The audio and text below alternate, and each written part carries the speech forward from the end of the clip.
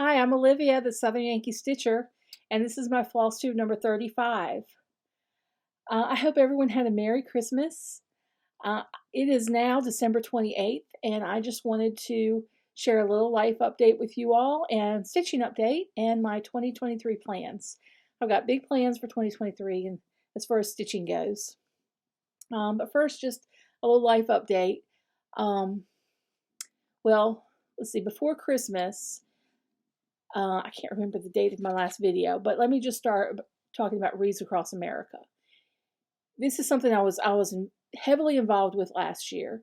My DAR chapter sponsored several cemeteries here where I live in Greenwood, South Carolina, to participate in Reads Across America. And what Reads Across America is where live evergreen wreaths with a red bow are purchased by anybody who wants to purchase a wreath, and they're placed on the graves of veterans. This started with Arlington Cemetery in Washington, D.C., or in Arlington, Virginia, technically. And it's now moved out to thousands of cemeteries. Some are national cemeteries that look just like Arlington with all the same headstones and everything, and some are like your family cemetery, your church's cemetery.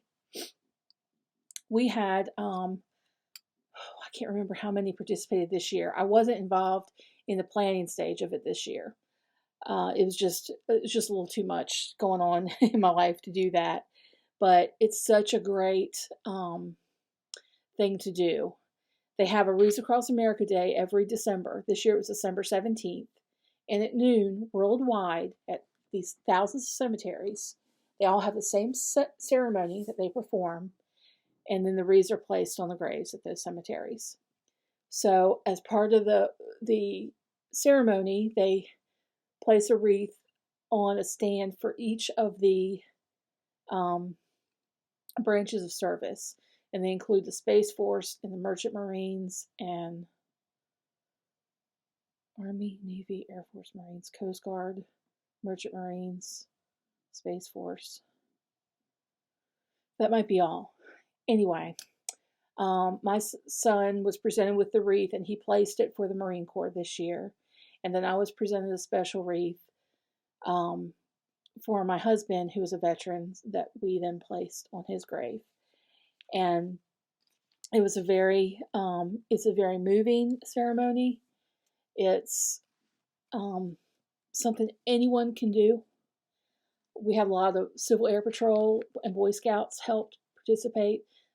Our local delegation most of them were there and placed wreaths. A lot of volunteers were there. Last year was actually much bigger than this year, but it was still good. And we were at many locations. I was just at one location this year, where last year I actually went to 2 locations.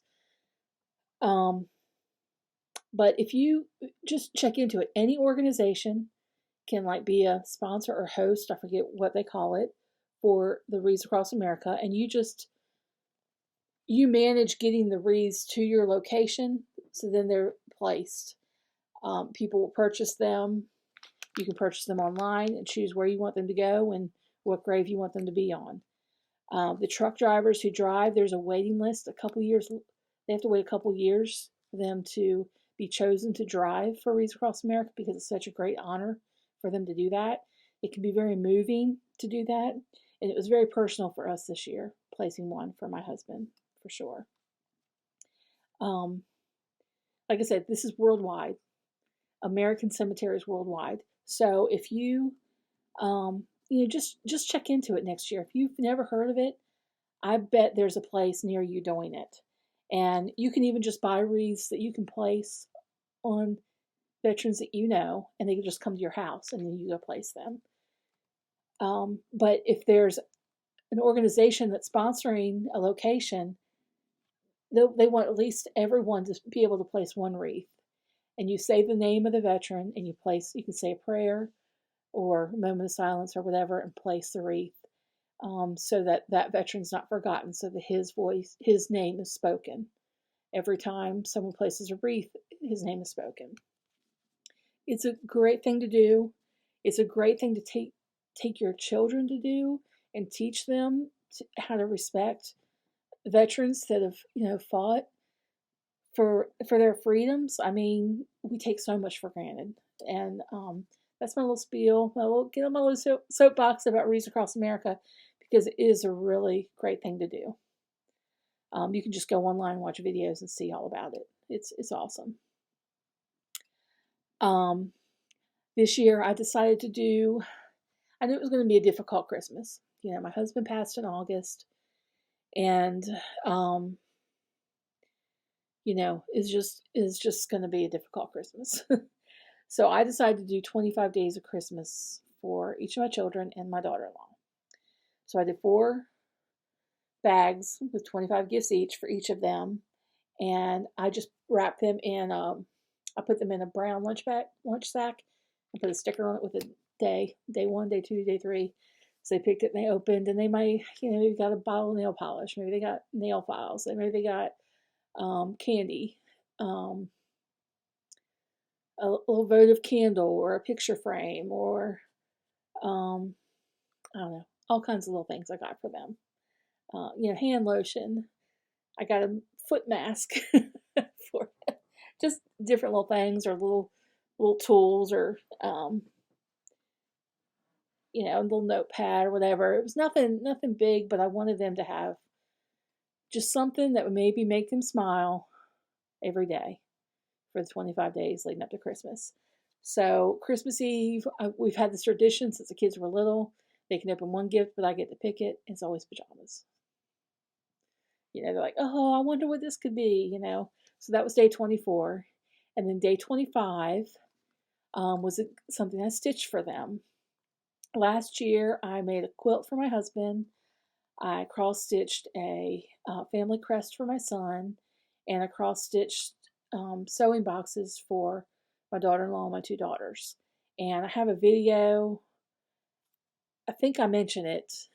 In just a minute, I'm going to insert a video. I think I mentioned it in that video, and I want to say it's video 19, but I can't.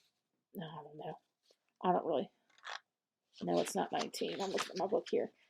Anyway, I say it in the other video, which I'm going to insert right now. Hey y'all, it's Olivia. I'm here to show you all some of the secret stitching I've been working on. Today's December 19th, and I need to get these things wrapped. So before I did that, I wanted to record this to show you what I've done. Last year was the first year, not the first year I've ever made some homemade things to give to family and friends, but it's the first year I made an effort that I wanted to give everybody in my immediate family something that I made.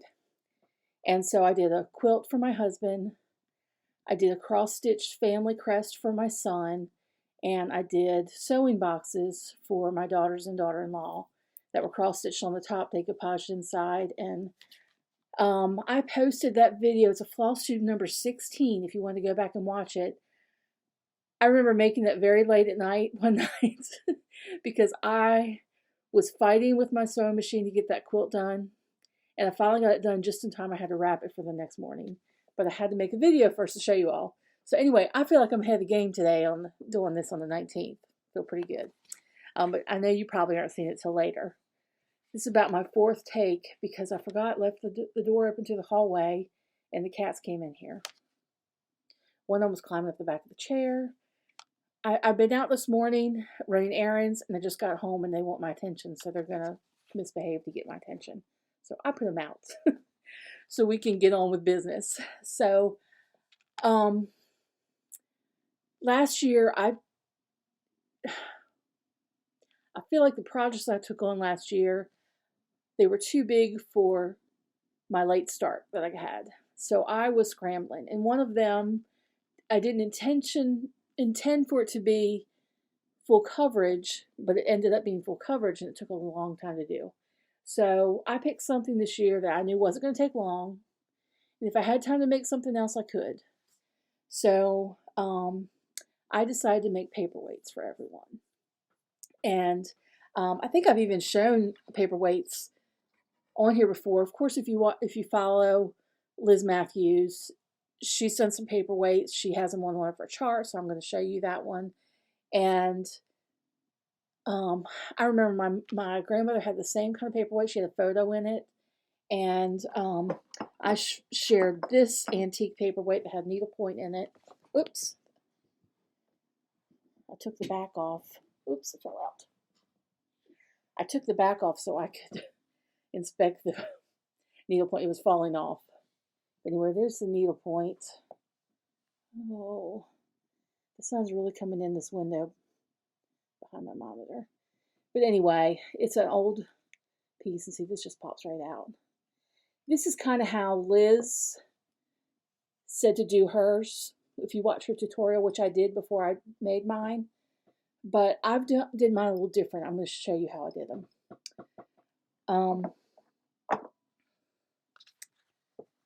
The first one I did, I knew what I wanted to stitch, so it was pretty easy.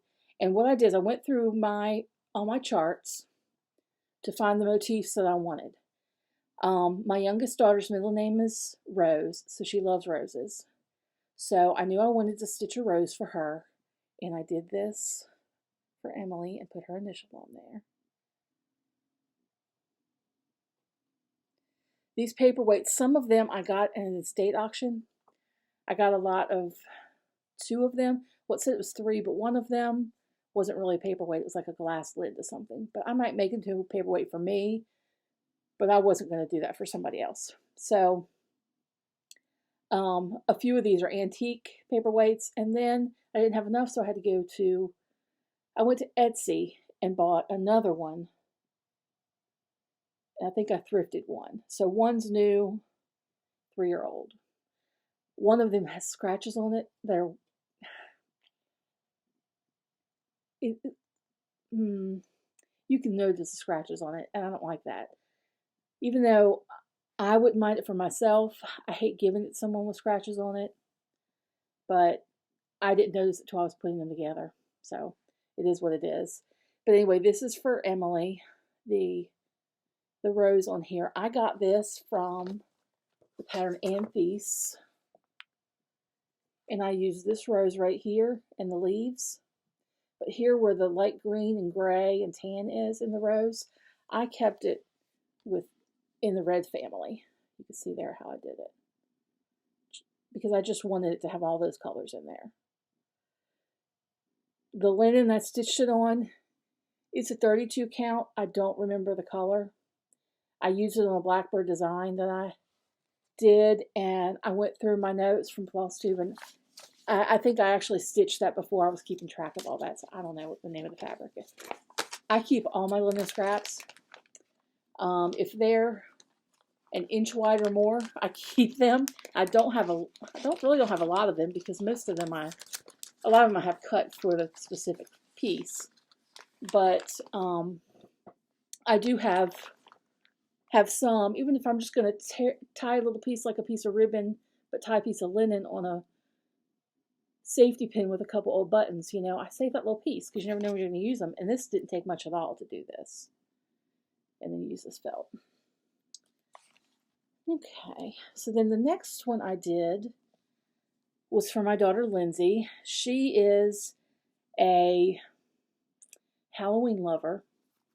And so I intended to do something for Halloween because she has some Halloween up year round. But as I was looking through the charts I had, I really couldn't find anything that I just really liked for this project. So I ended up switching gears, and I did this little owl for her. And the reason I chose the owl is because she not only loves Halloween, but she loves 60s and 70s decor and colors. One of her friends is getting was remodeling the kitchen. She was taking out like a harvest gold. Well, I think before I said, "Oh, you like that avocado green?" She liked the green. I'm not crazy about that, but the harvest gold she loved, and she said she was taking out a harvest gold oven out of the wall. I can't believe she was doing that. She's got a harvest gold like velvet chair in her bedroom now that she loves, and loves the browns and oranges and gold colors of the 60s and 70s, and I thought this would just kind of go along with it. And so I did that for her. I got this pattern out of, which one is this? Fall 2022 Punch Needle Primitive Stitcher. And it's actually right here on the front. I'll show you a bigger picture of the chart. It's by Autumn Rain Stitchery. And I just pulled out that owl and part of the tree. You see here from that chart to do that for her.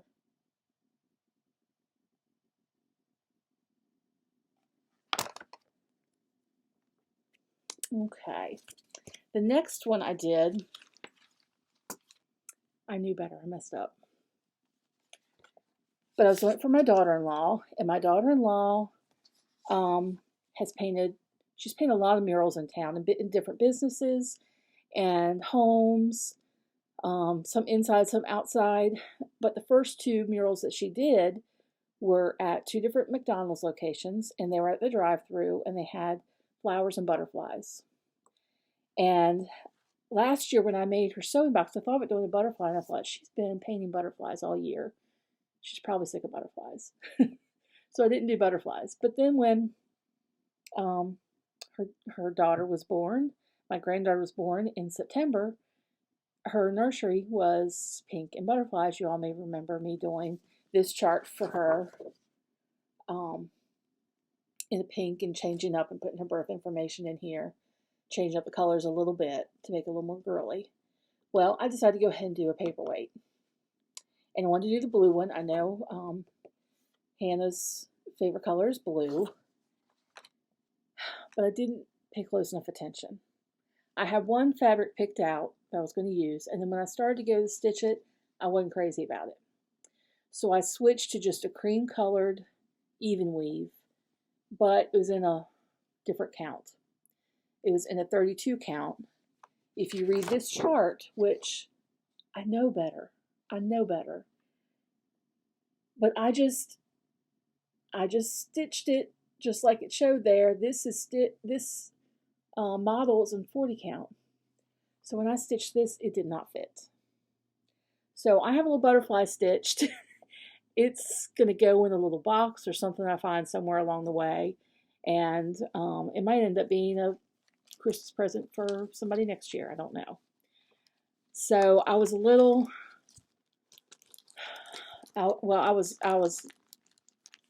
upset because this took me longer to stitch. This butterfly took me longer to stitch than any of the other paperweights.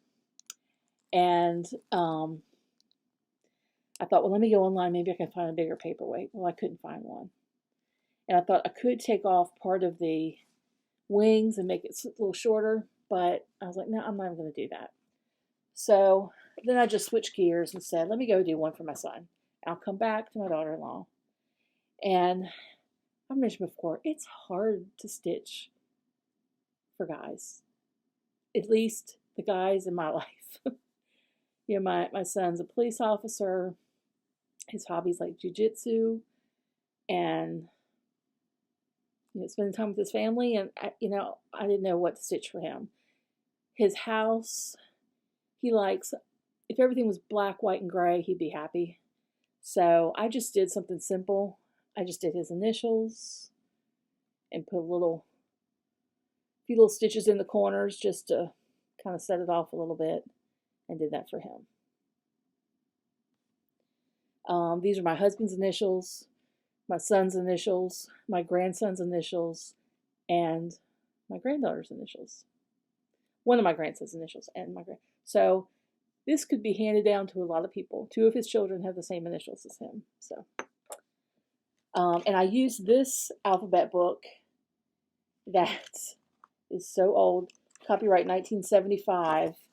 It's got different alphabets. They're handwritten, but it has all kinds of alphabets in here. Different various sizes. They get smaller as you go further to the back. Boy, that's washing it out pretty bad. But if you ever see an alphabet book, pick it up because you can always use that. The letters for the girls' Um, I think I did use the E from the And piece for my daughter Emily, and then Lindsay's I wanted to be a little more just block letter more than a script. I can't remember where I got hers. So then I had to go back and figure out what I was going to do for Hannah because the butterfly didn't work. And I kind of looked at this butterfly here, but it was kind of small, I thought. I don't know, I just wasn't crazy about it. So, and I want everybody's to be different. So I ended up choosing some flowers off of this because I know Hannah loves flowers. And I just chose 2 of them and put her initial in the middle. You can see. Now, I'm going to tell you how I finished these. And it was, I don't know if it's the proper way to do it. Each of these, this one you can see has has indentation where you can put something in there before you put your backer on it.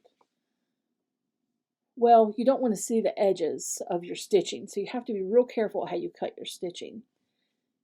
When Liz Matthews did hers, she cut the stitching smaller so it would fit in that little inset, and then she just laid it in there and then put the felt over it. I had felt that I got from Michael's several years back, and it is it has adhesive on the back. You peel the back off. So what I did is I just put my paperweight down, traced around it, cut out the felt. Then I laid the felt on the stitching and measured to get it centered on the stitching. Marked with a pencil on the stitching on the back of my linen or even weave. I marked with a pencil where it lined up, and then I cut it out, make sure that they pretty much lined up, the linen and the felt. I peeled the adhesive strip off one side of the felt and put the stitching right on it. So the stitching is adhered to the felt. Then I just took Aileen's craft glue and put her just around the edge, being careful not to get it in the center. And this one doesn't really show the indentation as much. I think this one just had a deeper one. I don't know why it's showing it so much. But anyway, I think you can all see them a little bit. So I just did the craft glue there so you can't see it. Put it on there. So the felt is glued to the linen and the linen is glued to the glass. Is kind of how it works. And you don't see any of that. The glue dries clear. If you have a little extra felt, you can trim it up. I trimmed as much as I could before I glued it, but then I went back after it dried and put the scissors and just trimmed up a little bit more. And they're so easy. All of these I stitched in one night, each of them. The butterfly took me a couple of nights. That's why I was mad it didn't work. But the others, you know, a couple hours and I had those stitched, and I think they'll really like them and something they can keep. This afternoon, my job is to take a little piece of linen, put my initials and the year on it, and then I'm just going to glue it right there. If you've ever seen Vanna put a little label on the back of her pillows or pin keeps, that's what she does. She cuts out a little piece of linen, she just glues the whole thing down with fabric glue and it stays. And I didn't want to put my initials or a year where you could see them. And so I'm just going to go back and do this, and that's going to take me no time to do that real quick and get those wrapped up. So that's all my secret stitching for now. If I have time this week, this is my, well, Friday was my last day to work until after the new year. So I have some time off, and if I have time, I'm going to stitch some ornaments, also for my family members. I bought the little sleds, and I was going to give ornaments to coworkers. That didn't get done. So if I can, I'm going to stitch ornaments. I can do one of those or 2 of those a day for sure. for each of my family members. And if so, you'll see it on this video. This probably won't post till after Christmas, so I hope you all had a Merry Christmas. And I'll talk to you later. Some secret stitching I worked on, and some stitching that I did for my children this year. Here it is. I was real happy with how they turned out. And glad that I picked something small, because it was kind of a crazy time leading up to Christmas. Speaking of which, I had one thing after another go wrong. I mean, I try and find the humor in things and maybe laugh when it's inappropriate, but it's just kind of how I deal. So I had one thing after another go wrong with our house. And I had a little bit of a breakdown, a few tears, and then I just kind of rolled with the punches. And I just didn't even let it get to me. I don't know why. I just was like, I'm not going to let this get to me. But first thing that happened was a couple weeks before Christmas, and I had to end up missing time from work because our washing machine started leaking. Our washing machine is probably a year old, maybe. It was and it's a front loader. Our old front loader machine was still under warranty. We had an extended warranty, and it was all messed up inside. Like it sounded like I don't know what. You couldn't even hear yourself if you were in the laundry room. And so the whole thing was replaced. Well, then this one started leaking. I'm like, it's not even that old, but I don't think it was covered under the warranty. I don't think we got the extended warranty. Anyway, had to have the repairman come out for that. He opened it up, and like there's a big rubber gasket inside the front loader when you open the door. And there's a hole in it and a split in that rubber. And he said, that's your problem right there. I was like, oh my gosh. I don't even know how that happened. Something must have got caught in there when we closed it, and then it pulled it and tore it. So he said, I have to order the part. It's probably going to be after Christmas before I can put it in. I said, okay. So he put some duct tape on there, and he said, if you do really small loads, you should be okay. Put the towel up underneath. It's just going to be leaking from this door. If you keep a towel there, you should be all right till I get here after Christmas. Well, they came before Christmas and replaced it, and it's working fine. But the same day that happened, we had so much rain that our septic tank was giving us trouble. So I had to have the septic tank pumped out. Okay, and this is something that's not unusual for us. The land where we live here, it doesn't, I guess you call it perk well, it doesn't drain well. There's a lot of rock in it, like big rocks under the ground, so it doesn't drain real well. We have a lot of puddles in our yard and that kind of thing. Anyway, we have a problematic septic. And I'm like, they can come pump it out for, the price it costs many, many times before I have to get somebody out here with a bulldozer to do a whole new drain field, because that's what it would take. So, and then I'm not even sure it would work. They're going to give me an estimate on extending the drain field. Anyway, these are things I don't want to know about. I don't want to know anything about the septic tank. I don't really want to know anything about the washing machine, but I have to know about these things now. And both those happened the same day. And the washing machine happened second. I went to grab paper towels to clean up the water from the washing machine, because it was kind of up under it. I couldn't tell how much. It didn't seem like it was a lot. I go to reach for a paper towel, and there's a big hairy spider on there. Well, my husband would take care of the septic. My husband would take care of the washing machine, and he also would kill the spiders. So that's when I had a little breakdown. I had a few tears right then. And I killed the spider. After that, we had worse problems. But I was fine. I had my little breakdown. I was good. The day before, let's see, was it Christmas Eve or was it the 23rd? I'm getting my dates mixed up now. It's Christmas Eve. We had no water. Our pipes froze. Well, we have a well that's like at the end of our driveway, about 200 feet down the driveway. That's where the well house is. There's a little house that shares the well with us. This was all family property at one time. Then they divided up the lots and sold everything separately. But at the time, it was all one family. Wasn't a big deal. They shared a well. It's not that big a deal now that we share a well. It's produces a lot of water. We don't have any problems with it. But I had to go down to the well house. There was an old heater that my husband had in there that he would just hook up. Fire ants had made a big hill over half the heater. I wasn't sure it was going to work. I plugged it up. Apparently it wasn't working. It came on. I thought it was heating, but the pipes froze anyway. They were frozen the next morning. I got a shower.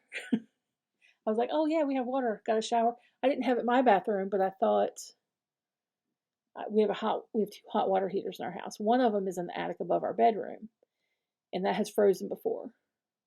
I thought, oh, that one froze. I'm going to go get a shower in my daughter's bathroom. So I did, got a shower and everything. Completely ran out of water right at the end of my shower. Luckily, I had rinsed off. I mean, there wasn't a drop of hot or cold water. I was just using what was in the pipes to get my shower, apparently. So then the neighbor calls that's on the well, and she's like, do you have water? Mine was dripping all last night and this morning, and now it's just stopped all of a sudden. I said, yeah, mine stopped too. It's frozen. So I took another heater down, put it in the well house. Let me tell you, getting in the well house is not like an easy feat either. It's like a little crawl space, or there's a roof that you try and lift off, and I could barely lift it by myself, but I managed to get in there and get a heater in there. Still frozen 4 hours after I put the heater in there. So a neighbor came, he looked at it, he did something and thawed it immediately. I don't know if he had like a hair dryer on it. I don't know what he did. I think he had heater tape he put on it. But anyway, so he got it thawed out. So we were like, we got water. We could hear the toilets filling up and everything. We had already taken jugs out and filled up from the swimming pool so that we could flush. I mean, you don't miss the modern conveniences you have until you don't have them. Well, about that time, the water pressure started dwindling. And I said, girls, if you're going to get a shower, you better get it now. The water pressure's going away. Something's happening. The pipe burst at the well house, and it was leaking into the road. We had freezing temperatures and a wind chill. Like, they haven't had these cold temperatures since the 80s here in South Carolina. And so we had to cut off the water to the well pump at the well house, and because it was flooding the road, and that was going to freeze, and somebody's going to have a wreck out there. So the same neighbor that thawed it out said he could come back and fix it, but he couldn't do it that day. So Christmas Eve through half of Christmas Day, we didn't have any water, but he came. That sweet man came on Christmas Day and replaced that pipe and got our water back. And that was like the best Christmas present of all, to get running water again. And we could, hear it starting to come through the pipes and everything. And so we were super happy for that. And what a kind man to do that on Christmas Day. I mean, boy, I tell you, that was a nice thing to do. So we have water now. It is getting freezing overnight, but during the day the temperatures are higher, so I think we're going to be fine. But then I got a call the day after Christmas. I was actually getting ready to go see my mother, and they said she tested positive for COVID. She's in a nursing home, so she's like in 10-day quarantine. We can't see her. Can't really talk to her on the phone because she doesn't do well with that because of her dementia. Anyway, she's 91 years old, and I can't help but think that this could be bad, but I'm praying that she's okay. She had it last year, they said, but they think it was a false positive because she didn't have any symptoms. This year she has some symptoms, so I think she really does have it. None of us have it, so we didn't take it into her. How do you know where you get that? There's no way to know. But if you all would just say a prayer for my mother. Her name is Imogene. It's her first name. What's her middle name? But she goes by Imogene. And say a prayer for her and that she, beats this COVID thing. So on to my 2023 plans. First of all, when you lose somebody, it makes you think about things like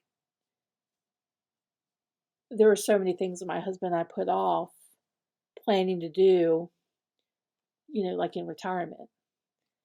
And I wish we hadn't. I wish we'd just gone ahead and done it, instead of waiting because, we didn't get a chance to do them. So, one of the things I always wanted to do, he wasn't crazy about doing it, but one of the things I always wanted to do was rent a house at the beach for a week and have as much of my family come as can.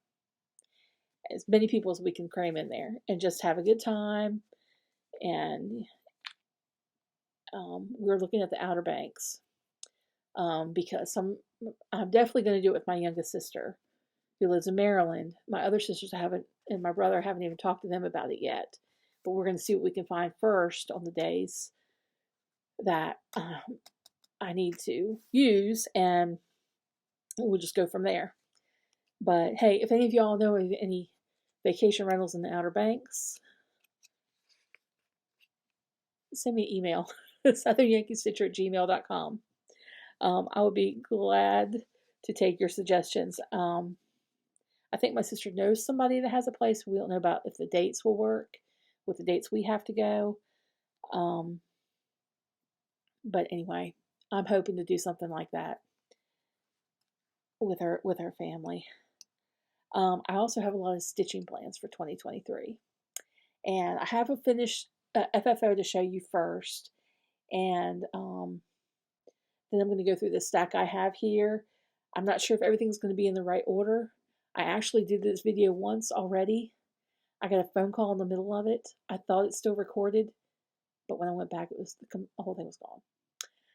So I'm a little. I was all organized to start with. I'm not so much anymore, but we're gonna try and see what we can do here anyway. My first FFO is the stocking I did for my granddaughter Catherine. This velvet, it's a really low pile velvet. I ordered it online. I couldn't find pink velvet anywhere here locally.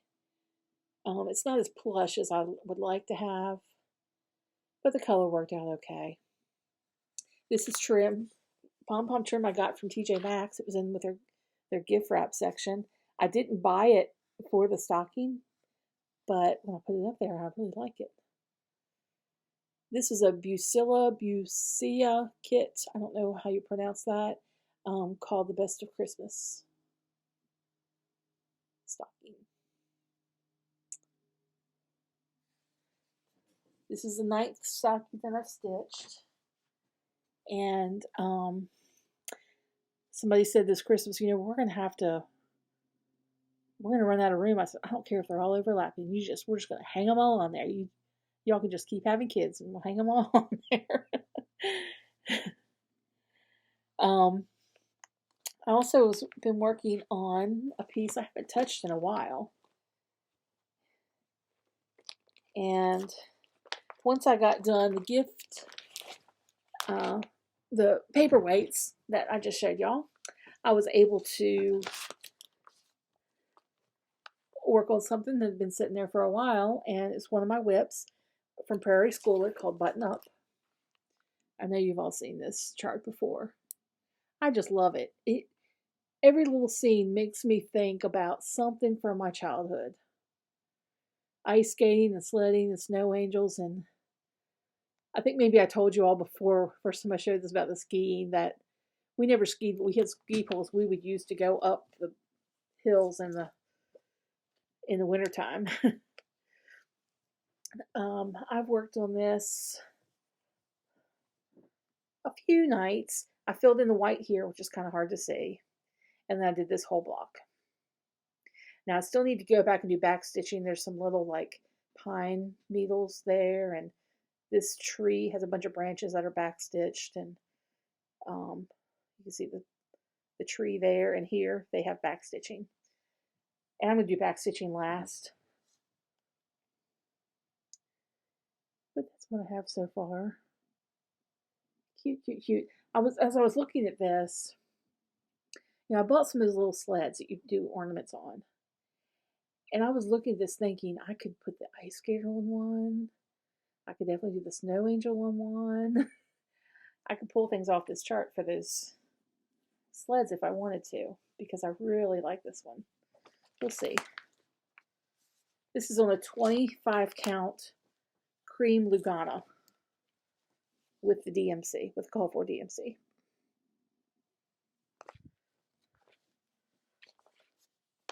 It's a big piece of fabric that I have. I could cut that fabric down. I know pretty much what the size is going to be, but I'm so hesitant to cut. The next one I have is a new start, and I actually got this together to add to my kits for 2023, but I decided to go ahead and start it. I was going to start at Christmas Day, and we had so much going on Christmas Day with, you know, just Christmas, and then with all the well stuff and all that. So I didn't start this till the 26th this year. And it's Oh Holy Night. I'm going to change this a little bit. I'm going to take out the word Christmas and 20 in the year. And I'm going to take out these stars right here, the small ones. I'm going to move these trees down and put 4 trees across. I think they'll fit. And just have Oh Holy Night, the stars are brightly shining, and then have the Christmas trees underneath it. I don't think it needs the word Christmas. I mean, it says Christmas. And the year, I don't want it to seem like it's outdated, you know. I'll probably put down here somewhere small my initials in the year I stitched it, but it doesn't need to be that prominent. So this chart, who's it by? Lois Winston. Excuse me. Lois Winston is a designer, and this was in Cross Stitch and Needlework magazine. This is one of those I got off Stash Unload. People were selling like the magazine charts. They cut up a magazine, and I like that one. I'm pretty sure that's where I got it. I either got it there, or I got it off the free table at StitchCon. Now that I say I got it from Stash Unload, I kind of think it was the free table at StitchCon. But either way, it came from Cross Stitch and Needlework magazine, month and year unknown. I'm sure 2010. Probably November, Christmas issue, something, I don't know. So far, well, it calls for tea-dyed,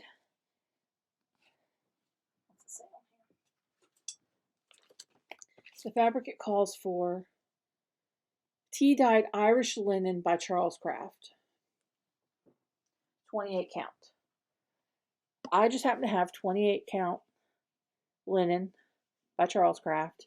I got this for $1 at my local thrift store. It's brand new. I did not tea dye it though. I left it as is. And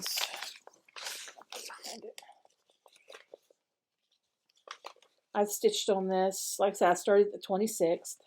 I haven't done a lot of stitching because I've been having problems with my arm. But I did get some of this done. It's really fast. I will have this thing done in no time. But I have decided, and I probably should have started out telling you this, I have decided that it is okay to have a bunch of WIPs. I don't have a lot. I've never liked having a lot. But I want to, two of my favorite floss tubers are Carol, the Salt Box Stitcher, and Brenda in the Serial Starter. Yeah, Brenda and Laura. And in Brenda's home and in Carol's home, they have sampler walls. They actually have samplers everywhere. And I love it. I look at their house and I'm like, goals, Those goals, goals, goals. They've been stitching for many years. They've been stitching samplers for many years. I haven't, but I still want to have that sampler wall. I originally thought I was going to put it in this room, but you can see I still have a mess here from sewing the stocking up a couple days before Christmas. And this is my catch-all room, and if I'm middle of working on something, it's spread out. It is not a place I like to show company when they come over. So I don't want to put my samplers in here where nobody can see them. So I'm either going to do a sampler wall in my bedroom, which I have a huge wall I can use there, or in my living room, and there I would have to take down some stuff that I really love. So I'm leaning towards my bedroom, but I'm never going to get to a sampler wall if I don't start stitching some samplers. So that's part of my 2023 plans, is to start a good many samplers. I have kitted up 6 here I'm going to show you today, and I want to start one a month. I'm not going to pressure myself to have it completed that month, or to have it completed in any certain percentage. I'm just going to stitch on as much as I can, as much as life allows, as much as my sore arm allows, and all that. And eventually know that I'm going to start having some finishes. I don't want I would love it if they didn't go beyond a year, but that's just a maybe. Maybe that will happen. There are only 6 here today, but I have 6 more that I can choose, and I'm leaving that open.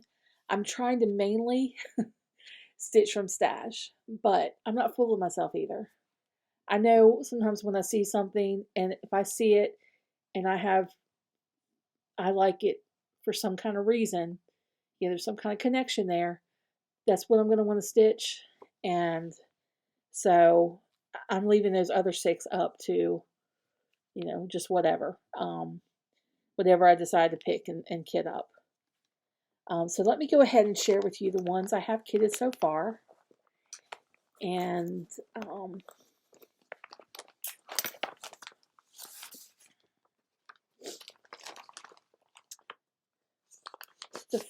okay, several of these the charts came from this DVD,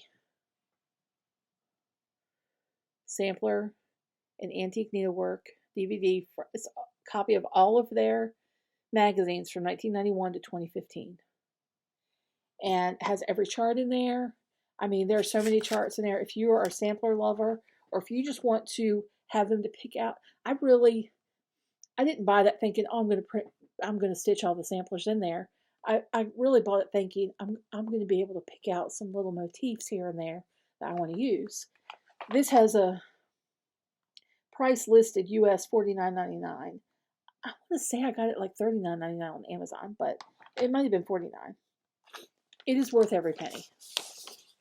It's worth every penny. The first one I chose from there is 1864 EF Sampler. I just think that is so pretty.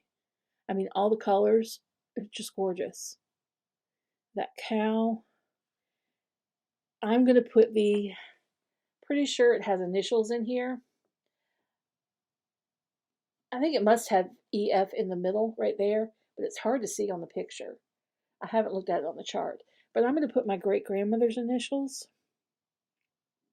She's the lady whose diary I've been reading to my mother.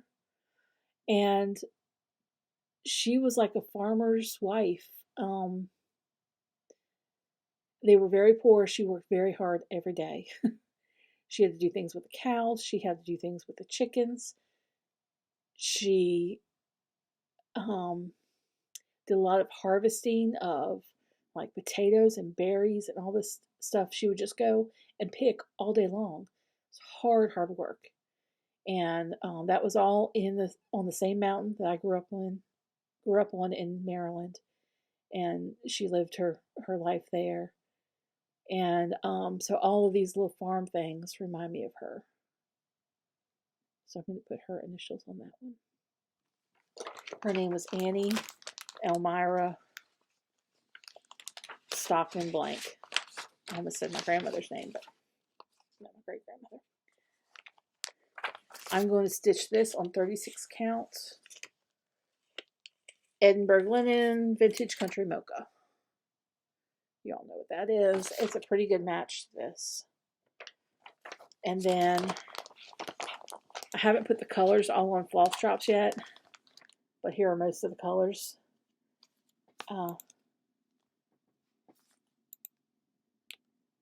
It's got a lot there. A lot of colors there.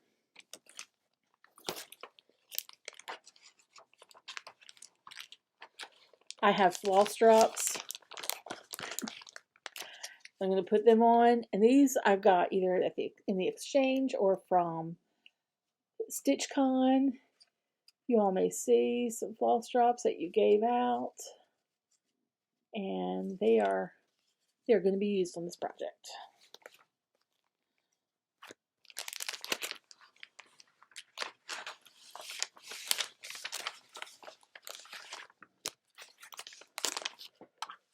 Sorry, y'all. Let me just at least get these. I didn't have a project bag to put this in, but I want to put the flosses back in there so I don't get those mixed up, since they are not together yet.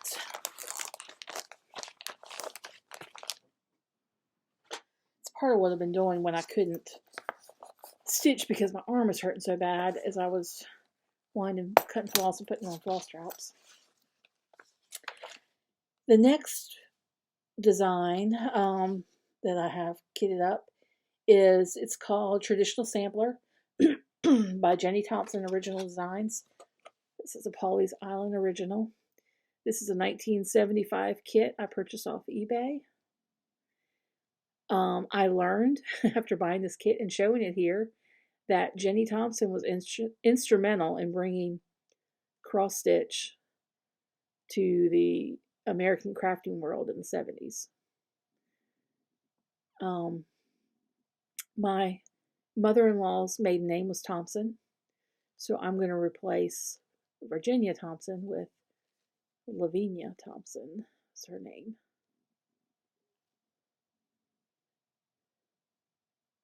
And this is on, it doesn't say what count linen it is. I'm guessing it's maybe a 32.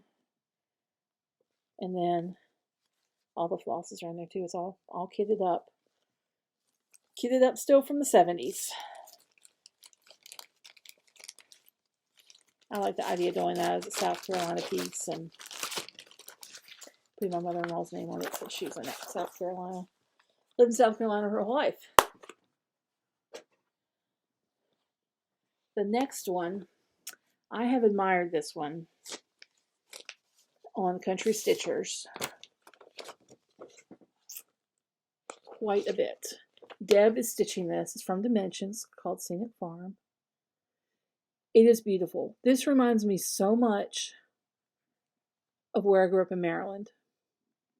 And my sister now lives kind of on the other side of the mountain from where we grew up. And driving to her house, you go through a farm. The main road goes real close to a farm. Actually, I think the house is on one side of the main road and the barns are on the other. But it looks so much like this. It's a flat place in the valley. There's a lot of stone barns and homes in Maryland and Pennsylvania. And I just love this.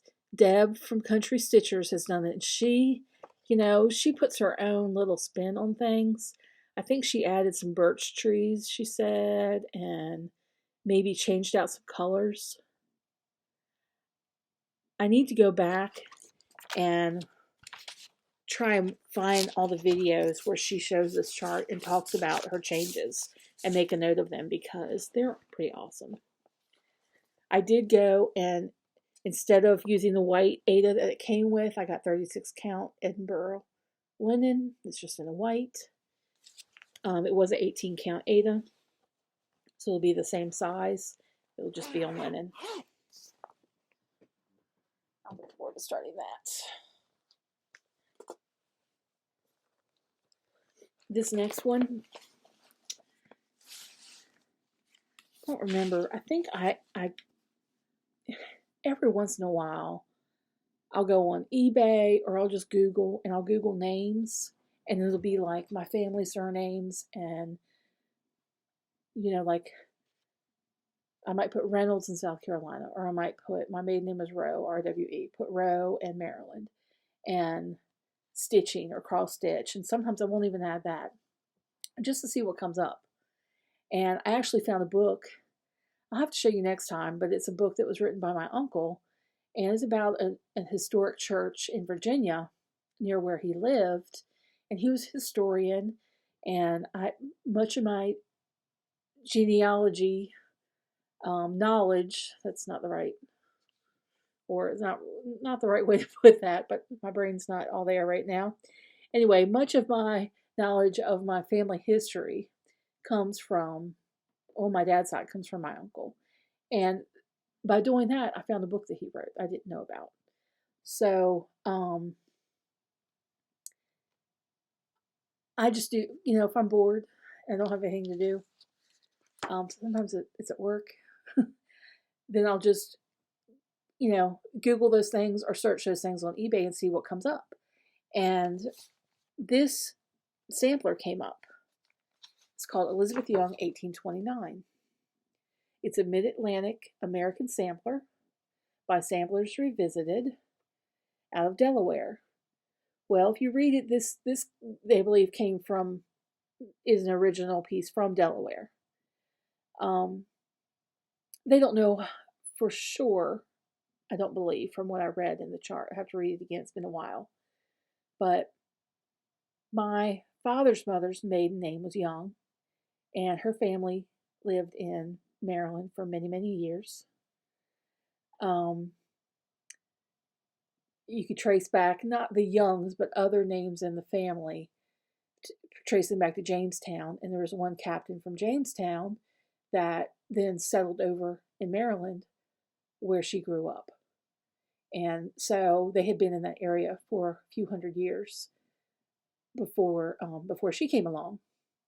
So I thought, I know there are lots of Elizabeths in the family, and maybe an Elizabeth Young. I couldn't find one that was, 12 years old in 1829. But I didn't look real hard yet either. I need to look a little bit more. But it's funny because I found out things I didn't know about the captain in Jamestown until I read, it was actually listed it was an article or my uncle's obituary. He listed some of his genealogy in his obituary. He never married or had children. He was an educator his whole life. He taught math, and then he was a headmaster of the school, and he knew so much about the family history, and he did so much work that would be much easier for me to do today with Ancestry.com. When he did it way before you had any of that. He went to people's homes and read the Bibles and gained all this knowledge. But he traces back to this captain in Jamestown, and found out that this captain, along with Captain John Smith, took the same boat back to England at one point after there was the big massacre where the Indians killed all the people in Jamestown. And he got injured. My ancestor got injured and went back on the boat. Anyway, somewhere along the line, he knew Captain John Smith. They were both captains. So I'm sure they had dinner together and all kinds of things. When there aren't that many people of that rank, you definitely socialize together. So anyway, I'm doing this chart. That was a whole lot not about this chart, wasn't it? Sorry. 36 count Edinburgh linen in the color Flax. These are the colors. Now I've kitted all these up with DMC. I just put this back in the bag. And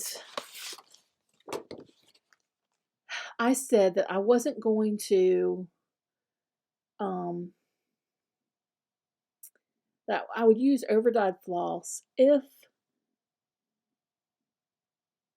there was a big area, like this big grassy area. Well, this big grassy area is a very dark green. It's almost blue. It's DMC 500. I think that's the right one. And let me see if that's it.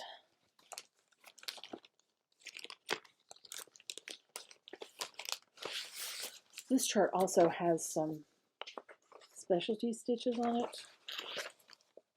I'm not real sure about how to do those, but we're going to give it a try.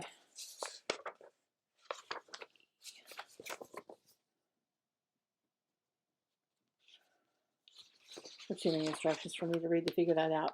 I'm pretty sure it looks almost navy blue on the chart, but I think it's this real dark green. And I kind of like the way it looks, even though it's not variegated. So I'm going to leave it the way it is.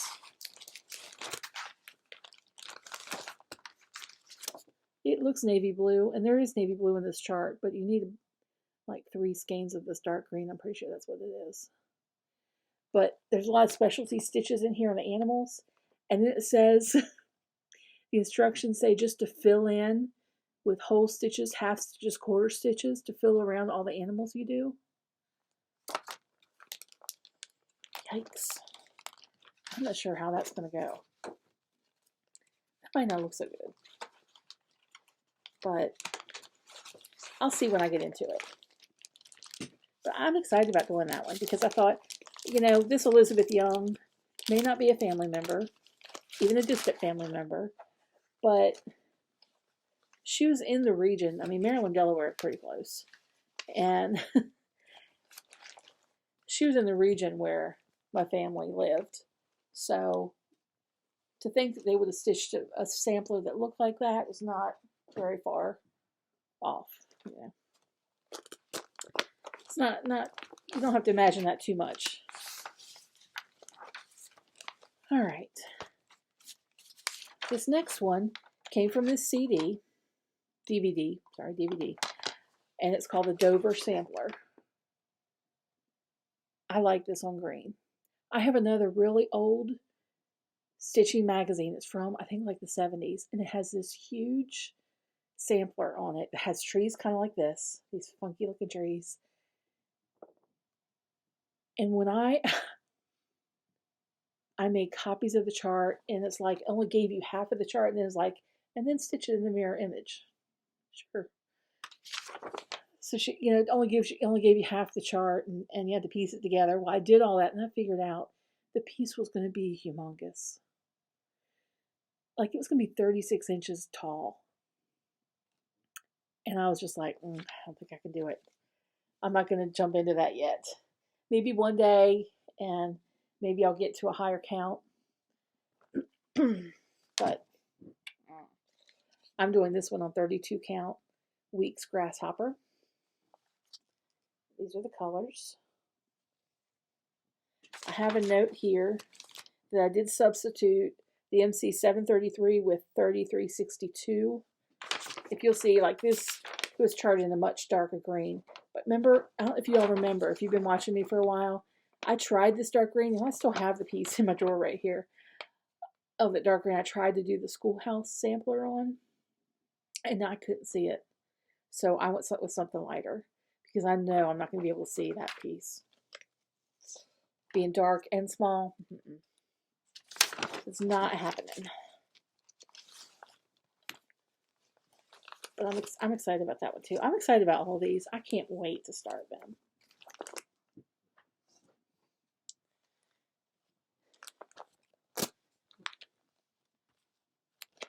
Okay. This one I know you all have seen before. Anathes Sampler, 1859. I'm going to do this one in honor of my mother. I'm going to put my mother's name there and probably the year she was born. I don't know what other year to put on there except the year she was born. My mother loved birds.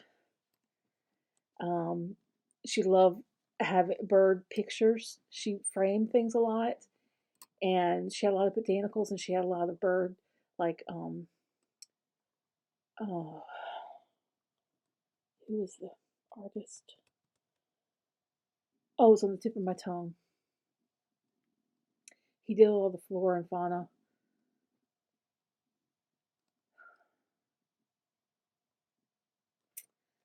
I know it, I can't think of it. Anyway, he had a lot of bird pictures, and the birds would be doing things that he saw them doing in nature.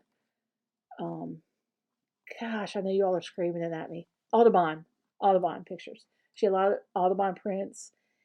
Anyway, so I know she would love that. The roses she would love. And I'm going to make this an orange kitty because she loved orange kitties. Well, loves orange kitties. And I might make him have some blue yarn because blue is her favorite color. And I'm hoping I can get something stitched on this to show her. The fabric I'm using is 32 count Swank by Fortnite. That's pretty close right there. It looks very, in person, it's very close to this original color. I don't know what it called for.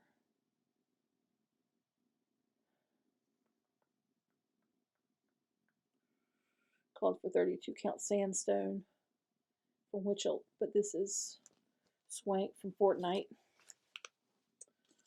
And this is most of the colors. There's a couple of these kits, I'm missing one or two DMCs. I have so much DMC that a lot of pretty colors.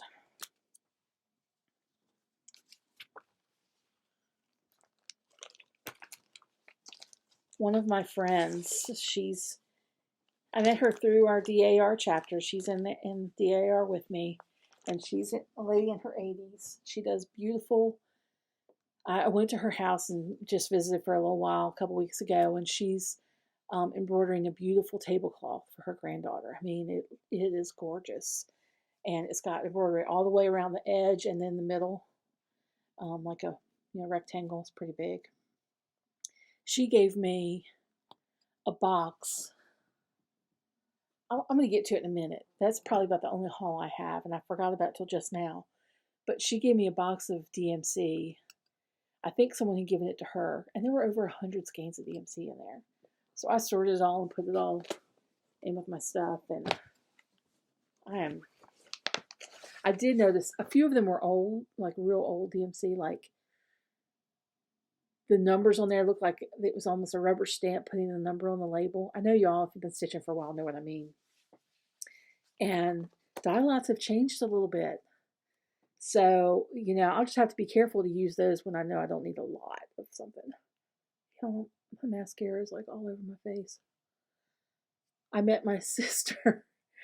I met my sister today for lunch, her and her husband. They said, meet us at Cracker Barrel. We didn't see you over Christmas. And I know they felt sorry for me because everything that happened with the house and, first Christmas without Chris and then my mom. And she's like, what else can happen? I said, I don't know, but God doesn't give you more than you can handle. So I'm going to be able to handle it, whatever happens. And she said, well, we haven't seen each other. Let's go to lunch. So I met her for lunch at Cracker Barrel, her and her husband for lunch at Cracker Barrel. And it was nice of them to treat me for lunch. And then I went and washed my car. Went to the car wash and vacuumed it out. My car had not, my husband would be very disappointed in me because I have not washed my car since before he passed away, and he passed away in August. I probably haven't washed my car since July. He would have never let it get that dirty because he would take it and wash it for me and get stuff done for me. But I went and got it done today. It felt like, why does a clean car feel like it drives better? It drives smoother. Anyway, I think that's why my mascara was all under my eyes. I didn't even notice it until I'm filming this. I have an old WIP here. Those are the 6 charts, samplers that I've charted up. I've kitted up. I'm sorry. And I'm ready to start those. I don't know what order I'm going to start them in. I'm going to start one a month, and just whatever I feel like, I'm going to grab it and do it. And the other 6 for the other 6 months, I'm just going to pick whatever, whatever strikes my fancy, you know. And I'm going to do some smalls along the way too. And I'm hoping I can pick something out and know what I want to do for my family early, like soon, for next Christmas, and have it done. Have it done and put away. I think I'm going to do ornaments for them. And I'm going to do the sled ornaments, and that would be easy. Just because it said I need to make something homemade doesn't mean it has to take me a long time. Then if I have time later and I think of something else I want to do, I can do it. But I think I'm going to do those ornaments. Anyway, so I have, I have one more thing of ornaments I'm going to show you. And then I have 2 WIPs. And with the exception of Button Up Prairie Schooler, which I already showed you, and a few little ornaments that I started at that retreat I went to in October, these are my only 2 WIPs. Really, I have 3 WIPs, the Button Up, and then these 2 here. And then those little ornaments, but I'm not really counting those as starts. I mean, I could, but I'm just not. This is a sampler I started at StitchCon last June 2022. And I worked on it for a while, and then I just put it aside. I don't know why, because I love it. It's a Quaker Welcome by Lila Studio. I just got distracted with other things. I don't know. I'm pretty sure this is a 32 count something, but I don't know what it's called. I'm stitching 2 over 2. And that's what I have so far. Like I said, I haven't worked on this in months. I love it though.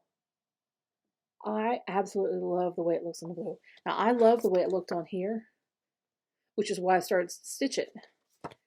But I decided to do it on the blue, and I've had some comments, and I think, one lady said that she thought it was too stark, the black with the blue, but I like it.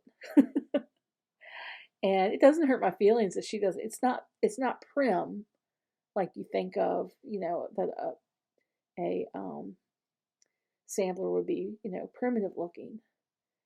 It kind of makes it more modern to me, which is weird that I like that, because I normally don't like that stuff. I like things really prim. But I just love the way this looks. And I need to get back to this. So I'm going to put this near the top of my basket. So I will grab it and work on it.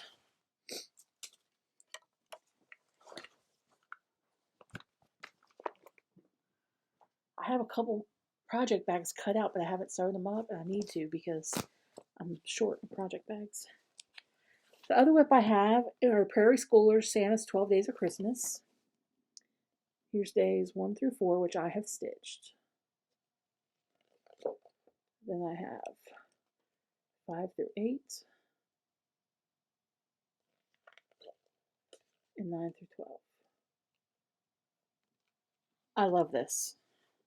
This is also stitched on a 32 count something. 32 count lamb's wool jobelin. This is a fabric. I'm not crazy about the fabric of jobelin, but I like the way it looks. I don't like the way it feels. It feels too polyesterish. Maybe it is polyester. I don't know what jobelin is. But this is what I have, 1 through 4. I'm going to do 4 across and 3 down. I know where I want this to go in my home at Christmas. I'm going to frame it up. Probably in a gold frame. That would kind of match the pears. I think. I might switch up the frame. Do something different. I have a frame up. It's about the right size that's gold now, but I could paint it, you know. I might decide when I haven't actually put the stitching in it to see if I like it. But, you know, I had intended to do one Santa per month in 2022, and that did not work out. But maybe I can get it done by next Christmas. That would be great.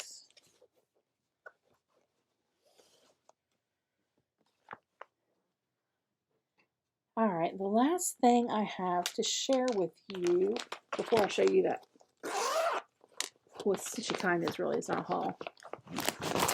This is something I got off the free table at StitchCon. And someone at our table were donating them to the free table. I'm not sure who it was. And they asked me if I wanted them, and I said, I'm not sure. And I said, well, yeah, I think I do. And they said, well, if you don't, I have somebody who was wanting these, because Jennifer, one of my friends, Jennifer Lee, had stitched this chart, all these charts as one big piece. And someone commented and wanted to do the same, I think. Anyway, I told her when I get these done, I would pass the charts on, give them back to Jennifer so she could give them to her friend. Well, I haven't put one stitch in, but I have it kitted here. Here's the fabric. It's a 24-25 count is what I have noted on here. I don't know what it's called. Some kind of even weave. And then these are the flosses, just DMC. Pretty simple. These are by Little House Needleworks, and this is a Farmhouse Christmas. Jennifer had hers on the brag table at StitchCon. It was all one piece, and it was beautiful. And if I really want to stitch it all on one, but I don't know where I would put it. I just don't have a spot to hang it. So I said I was just going to do the ornaments. And really, I could work on these tonight because I love them so much.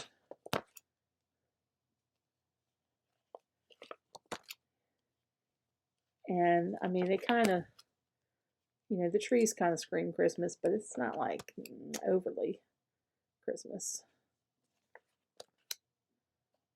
Aren't they cute? They were even in a bag and everything. So I kitted these up months ago, ready to do them. And these are some that I might. My Christmas tree has a lot of, well, this year it didn't have a lot of anything.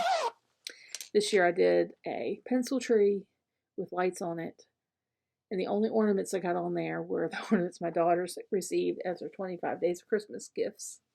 They got some ornaments. And then I had some of my grandsons that were picture ornaments, photographs of them. I couldn't get into Christmas this year. I tried really hard. But the decorating and all, I just couldn't get into it, and nobody else volunteered to help me. And plus, I have those two kittens that are into everything. If I'm not home, they just sleep all day. My daughter said she's in her room, they're sleeping all day. But while I've been home over Christmas break, they get wild because they want attention, and they want some canned food or whatever they want. They will just start getting into stuff. And they love to get on the table beside me where I keep my drink and my stitching and the remote control, the Fire Stick remote. And they like to knock that remote on the floor. They like to knock my water bottle onto the floor and my scissors. That cat, the male cat, has gone, like I put my scissors in a tray. He's tried to get him out of the tray. So then I stuck him in the drawer in the table so he couldn't get to him. So he jumped up there and he's like looking all around for the scissors, like a way to annoy me. What they're doing. They're very loving, like at night they want to sleep with you and cuddle with you and get all around your neck, and it's like a fur collar, and it's great when it's cold outside, but gosh, they can be brats sometimes. And you know, all the houseplants are in my bedroom because they won't leave the houseplants alone. They try and jump in my bedroom when I open the door. They've tried different things, hiding around the corner and all this stuff to try and get in my room. And oh, it's like I don't know what it's like. But I did the pencil tree because if they were going to, and I just put that up 2 days before Christmas. So if they were going to terrorize that tree and knock it over, I could just pull that into another room. It's narrow enough it could go through the door, which our big tree wouldn't fit. So my grandsons won't be here until the second weekend in January. We're going to do Christmas with them then, so I'm going to put some ornaments on it before then. The rest of us, you know, there were lights on it. It was lit up, and I had a little nativity out. That was my mother's, and a few other little things, but I didn't do near what I normally do for Christmas. Just didn't. I hope that wasn't repeating. I told you I had to do this video twice because the whole thing was gone. So I don't know if I just told you that twice or not.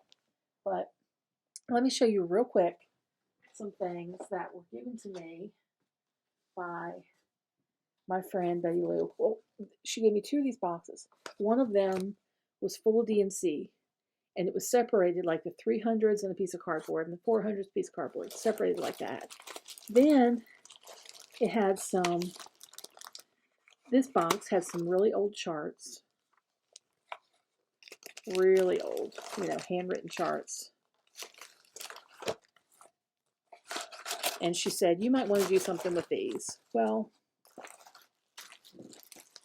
I guess you could call this Save the Stitching because I think I'm going to fully finish these. These are all stitched. Well, there are 2 bags of these, but one of them is a lot better than the other. I mean, they're cute. Then there are a bunch of these from different countries.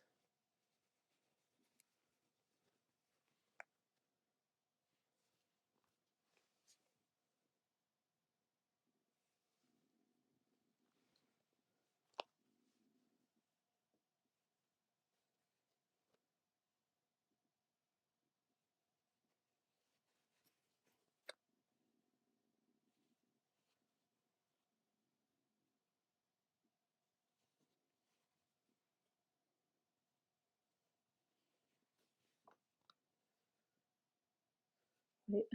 Sorry, it's hard to tell. Everything's backwards in the screen.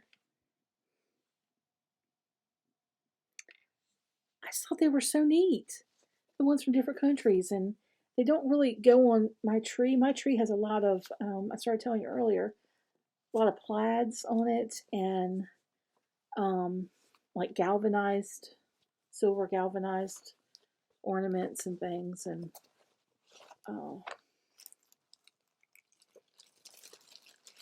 kind of farmhousey, I guess you'd say. I still have some ornaments that are, you know, things the kids made and all, but I don't know what these are. I don't think I've looked at these. Let me see if they're, well, I'll show those too. I really could. That tree's cute. Could do some mini ornaments for a little tree in here even. And my daughter's just like, why don't you just do a cross stitch tree? I was like, don't tempt me. Don't tempt me. I can do it. But anyway, so my friend Betty Lou gave this to me, and she not only does beautiful embroidery, but she does really gorgeous crochet. And she gifted those to me. So I was thankful to get them for sure. And I'm going to do something with them. I'm going to turn them into ornaments, you know, fully finish them when I am in the mood and have time. But